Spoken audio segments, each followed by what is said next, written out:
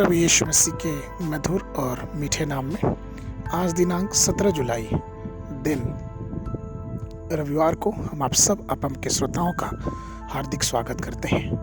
आज के दिन के लिए जो वचन है वो लिया गया है मत्ती रचित सुसमाचार उसका 24 अध्याय 13 पद। वचन इस प्रकार से कहता है, परंतु जो अंत तक धीरज धरे रहेगा उसी का उद्धार होगा। आपके वर्तमान प्रयास जो भी हो, चाहे वो कार्य, अध्ययन, प्रतियोगिता या खेल आयोजन हो, यह महत्वपूर्ण है कि आप इसे समाप्त कैसे करते हैं, क्योंकि यदि इसे बीच में ही रोक दिया जाए तो कोई फायदा नहीं। प्रभु चाहता है कि आप इसे अंत तक अपना ईमानदार प्रयास के द्वारा विजयी हों। कई दौड़ में दौड़ पूरी करने वाले पहले दो को ही पुरस्कार दिया जाता है और अन्य से प्रतियोगिताएं विजेताओं को दुखी नजरों से देखते रहते हैं, लेकिन मसीही जीवन में ऐसा नहीं है। मसीही जीवन में उन सब को पुरस्कार दिया जाता है जो अपनी दौड़ को पूरी करते, अर्थात जो अंत तक धीरज धरता है उसी को जीवन का मुकुट दिया जाता है। इस संसार में अनेक क्लेश, मुसीबत, तकलीफ और संघर्ष है, लेकिन जो अंत तक यह सब सह सकता है वही उद्धार पाएगा।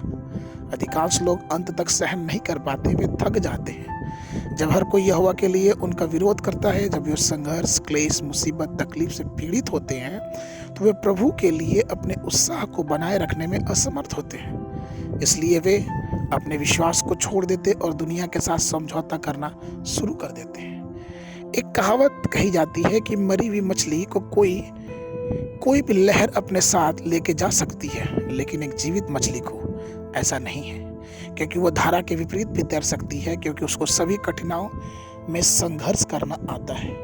ठीक उसी प्रकार यदि हम मसीह में अपना जीवन बिताते हैं तो हमें अपनी सुरक्षा परमेश्वर के हाथों के अंतर्गत करनी चाहिए।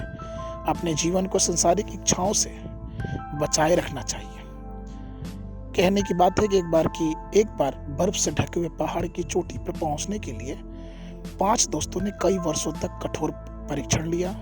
कठिन परीक्षण के बावजूद उन्हें बीमारी, अत्यंत ठंड के मौसम को सहन करने की सारी कुशलताएं सिखाई गईं। लेकिन अतः जब वो पर्वत पर चढ़ने के लिए गए तो 4 मित्रों ने रास्ते की कठिनाई देख के उस पर्वत पर चढ़ने का विचार छोड़ दिया, लेकिन उसमें से एक ने उस विचार को बनाए रखा और कई कठिनाइयों को, बाधाओं को सहन करते हुए वो सफलतापूर्वक उस पहाड़ी की चोटी पे पहुंच गया और अतः उससे वो उपलब्धि मिली जिससे वो सम्मानित किया गया और दुनिया भर के लोगों ने उसके गर्मजोशी से स्वागत किया।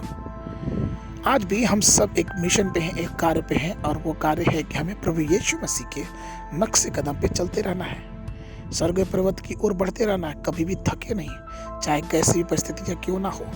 अंत तक सहन करने के लिए अपने भीतर आश्वासन होना चाहिए।